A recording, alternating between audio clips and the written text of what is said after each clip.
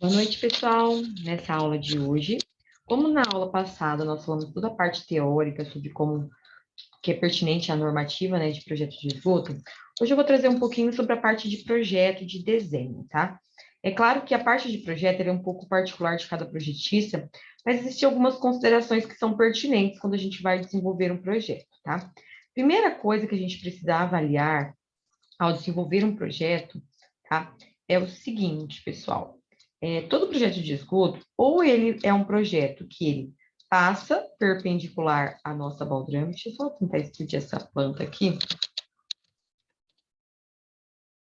para não ficar aparecendo.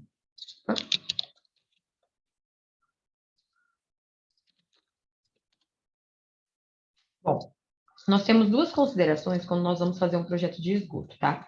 Nós temos que avaliar se esse projeto, a tubulação de esgoto, ela vai passar por baixo da viga baldrame, tá?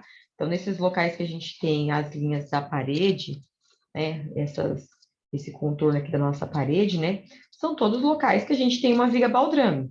Então, eu tenho que avaliar se essa tubulação, tanto do meu projeto de esgoto, quanto do meu projeto pluvial, ela irá passar por baixo dessa linha da viga baldrame, tá? Então, como que a gente avalia isso? O ideal é sempre a gente ter o arquitetônico em mãos, para que a gente possa avaliar essa questão aqui, ó, desse nível dentro da edificação. Percebam que essa edificação está com um nível bem pequeno, que é o nível mais 20, né? Então, aqui é na parte da suíte, ó. Então, dentro da casa em si, o maior nível pertinente nela é o mais 20. Ou seja, o que significa esse nível mais 20? Significa que a viga baldrame desta casa, ela se encontra com a sua face superior 20 centímetros acima do nível do meio-fio. Ou seja, esse é o tipo de edificação que praticamente não permite que a gente passe a tubulação do esgoto por baixo da baldrame, porque ele está com um nível muito baixo. Normalmente eu oriento que as casas com um nível acima de 50, que a tubulação seja passada por baixo da viga baldrame, tá? Então, toda vez que a gente começar um projeto, a primeira coisa que a gente vai avaliar é essa questão do nível da casa. Então, essa casa não tem um nível pertinente para que a gente consiga fazer a execução dela por baixo da baldrame. Então, ela tem que ser por dentro, tá?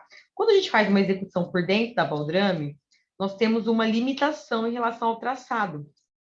Então, toda tubulação que atravesse a baldrame na perpendicular, né, ela vai passar por dentro da baldrame e obrigatoriamente tem que ser na perpendicular. Eu não posso vir com um tubo, por exemplo, que faça isso daqui, ó, atravesse em 45. Porque daí, dessa forma, a gente, além de comprometer a baldrame, por estar passando com o tubo no meio dela, nós vamos estar passando e interferindo no posicionamento dos estribos que temos nessa baldrame. Tá? Então, todo projeto quando ele for por dentro da baldrame, então essa tubulação está passando no meio da nossa viga baldrame, eu tenho que sempre passar ele, ó, no sentido perpendicular à viga, ó. Percebam aqui que vários pontos a gente tem ele no sentido perpendicular, tá? Caso fosse uma situação que é permitido a passagem por baixo da baldrame, ó, percebam que os tubos aqui, ó, no caso, que é um exemplo de pluvial, mas percebam que ele desce no meio da viga e ele sai em 45. Tá? Ele sair em 45 me mostra que, nesse caso, a edificação ela foi permitida a passagem por baixo da viga baldrame.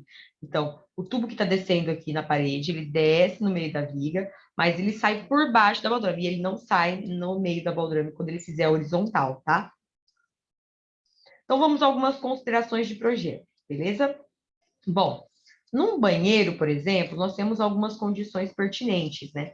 Sempre que a gente tiver mudança de direção, nós vamos usar o 45, tá? Então, a gente só usou 90 graus aqui nesse pontinho por conta da questão do tamanho e até porque num lavatório, o nosso fluxo de água ele é muito baixo. Então, nesse ponto aqui, né, por conta até de uma distância da parede até o eixo do tubo, e essa tubulação não poder sair em 45, né? Então, vamos lembrar que, mesmo que ela é uma tubulação de diâmetro menor, eu não posso atravessar ela em 45. Então, ela vai ter que vir reto e a gente colocou um 90 aqui. Somente nesse ponto. Nos demais, sempre que houver a mudança de direção, né? Ó, percebam que foi usado 45. Então, o que eu tenho que ter num banheiro? Nós vamos ter o ralo que atende ao chuveiro, nós vamos ter o nosso lavatório, tá?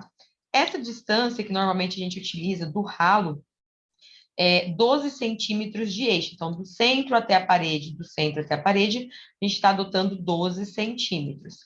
É interessante também que o banheiro ele tem um ralo na outra região do banheiro. Então, na região do banho, para coleta de água do chuveiro, mas também para essa região aqui. Tendo dois ralos, um ralo a gente diz que é o ralo principal, que ele vai ser o nosso chamado ralo sifonado, tá? Então, é obrigatório que no meu banheiro eu tenha um ralo sifonado, pelo menos esse daqui que vai ser o meu principal. Esse menorzinho também pode ser sifonado? Pode também, mas esse principal é obrigatório que ele seja sifonado, tá? Esse principal, ele vai ser o ralo que vai receber a água que vem do ralo do chuveiro e também a água que vem do ralo do lavatório, tá? Ele vai receber esses dois líquidos e vai sair com esse esgoto até encontrar a tubulação do vaso, tá? Nós temos duas opções de fazer essa execução da tubulação do vaso. Nós podemos pegar o ponto do vaso, ó. Esse eixo do vaso, nunca se orientem pelo desenho, tá? Da parede até o eixo, onde vai ficar o ponto de coleta do esgoto do vaso, é 30 centímetros, tá? Então, esse ponto do vaso, ele tanto pode sair reto, né? É claro que nesse caso aqui, se a gente saísse com ele reto, ó, perceba que eu fizer uma linha aqui, ó, com ele reto, para que essa tubulação aqui, ó, se conectasse com essa linha aqui, ela daria muita volta, tá? Então, a gente teria muitas conexões nesse caso. E aí, por uma questão até de posicionamento das caixas, né, que foram colocadas, optou-se em sair em 45 e depois vir em linha reta, tá? Que aí, dessa forma, a gente consegue, com duas curvas de 45, fazer a conexão aqui com o meu tubo do vaso. Então, o meu esgoto do banheiro, ele tem que se juntar ao esgoto do meu vaso, tá? Então, a gente faz toda essa junção aqui do lavatório com o chuveiro. Ele passa no ralo sifonado, e do ralo sifonado ele conecta-se com a tubulação que está passando o esgoto do vaso. Quando nós damos descarga, o que acontece? Esse tubo que vai passar o esgoto, quando ele chegar mais ou menos nessa região aqui, o cheiro tende a voltar nesse tubo, tá? Então, é exatamente nesse trecho aqui que nós temos que realizar o chamado tubo de ventilação, tá? Então, a tubulação de ventilação, que é uma tubulação obrigatória, nós temos sempre que inserir ela depois do ralo sifonado e antes de chegar na conexão com a minha tubulação do vaso, beleza? E aí, sempre depois de fazer o traçado de um ambiente, esse ambiente tem que ter uma caixinha, que essa é a chamada caixinha de inspeção. Se ela é uma caixinha de inspeção, ela tem como função não somente a mudança de direção, mas também fazer a manutenção nesse trecho que ela está atendendo, tá? Perante a norma, a maior distância que a gente pode colocar em relação ao nosso traçado de esgoto, do nosso vaso até a caixinha, é 10 metros, tá? Então, do ambiente até a sua caixa de inspeção, a gente não pode trabalhar com um trecho maior que 10 metros. Aqui na concepção do traçado, em uma única caixinha, conseguiu-se conectar tanto o banheiro quanto a lavanderia. E isso acaba pensando assim, dando uma questão de economia para o cliente e evitar tanto a utilização dessas caixas dentro da edificação, tá? Bom, aqui na parte da lavanderia, optou-se para fazer um único ponto de coleta de esgoto para os dois tanques, tá? Mas a gente pode fazer uma coleta para cada tanque. E sempre a máquina, a gente faz o ponto de coleta do esgoto da máquina na lateral dela, e não é centralizado, tá? Como aqui é uma lavanderia maior, optou-se por colocar um ralo sifonado, tá? E da mesma forma que foi considerado a questão da utilização da tubulação de ventilação aqui no nosso banheiro, a nossa lavanderia também necessita de uma tubulação de ventilação. Porque quando a gente está soltando a água da máquina ou água do tanque, como esse tubo aqui teoricamente está vazio, a tendência do cheiro é voltar neste cano, tá? Então, como a tendência do cheiro é voltar neste cano, depois do ralo sifonado, antes dele conectar com o restante do esgoto, a gente faz um tubo de ventilação para minimizar esses efeitos, tá? Nesse caso, pessoal, só um pouquinho.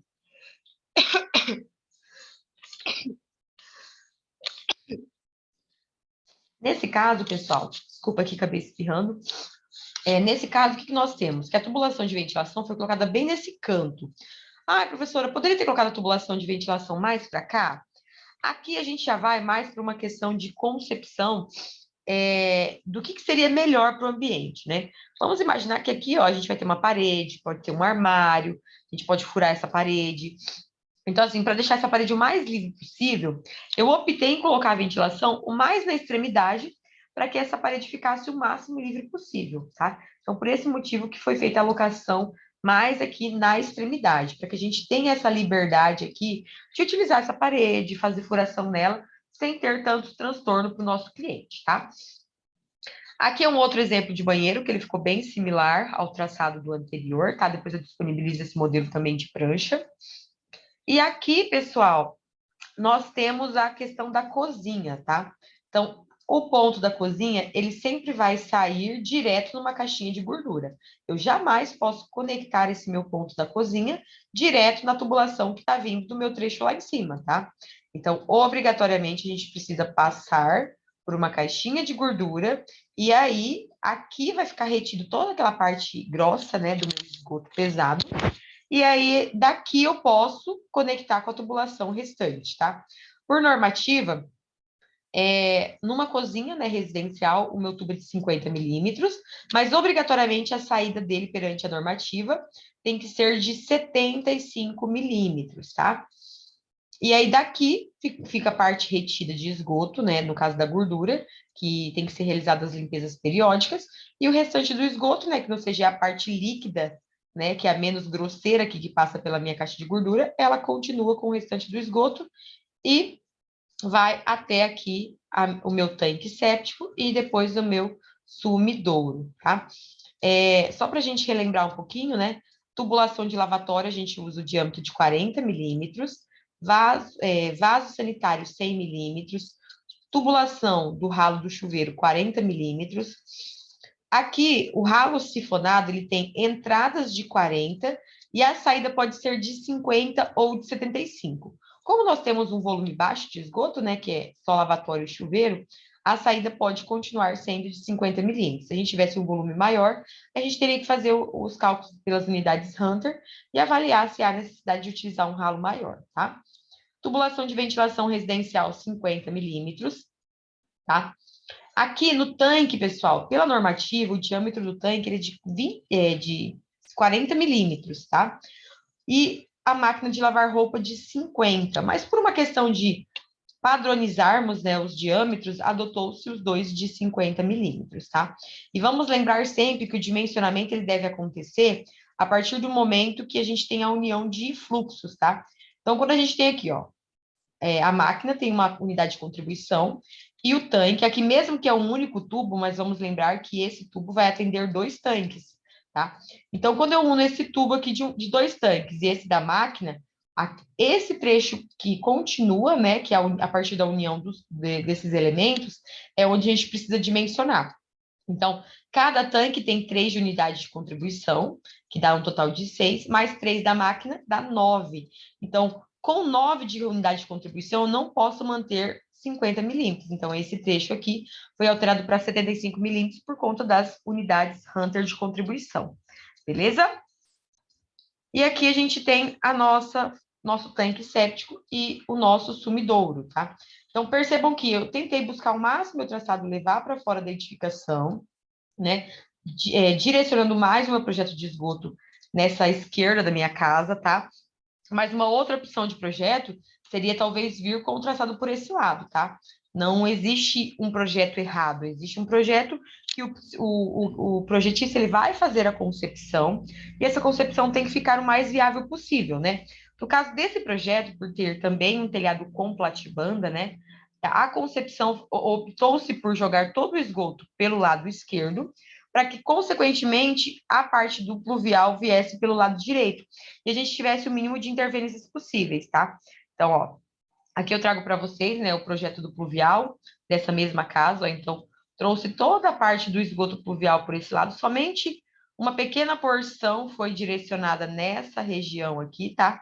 Mas a maior parte da porção direcionou-se desse lado da edificação, tá? Então, com isso, a gente tem um mínimo de cruzamento de tubulações, né? Isso facilita também bastante a questão de execução na obra. Beleza, pessoal?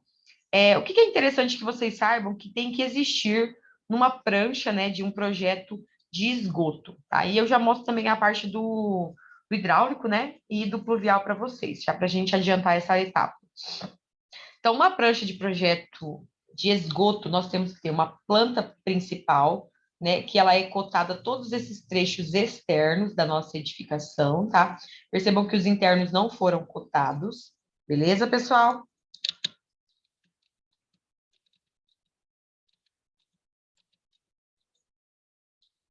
Só um pouquinho.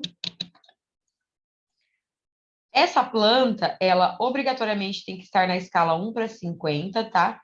Então, aqui a gente normalmente usa o nome planta, projeto sanitário térreo, a escala 1/50.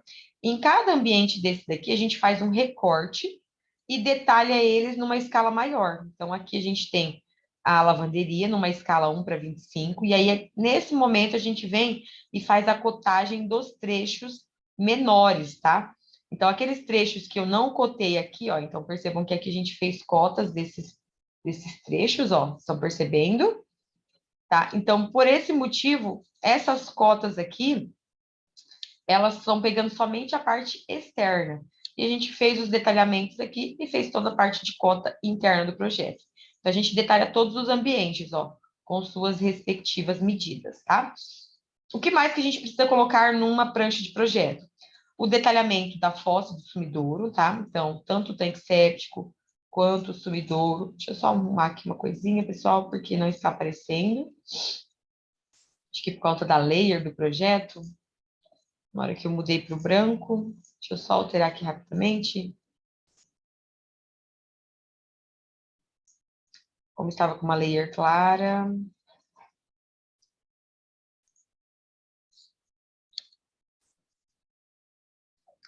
Só alterar rapidamente, senão a gente acaba não conseguindo enxergar os elementos. Aqui ele está com uma layer branca.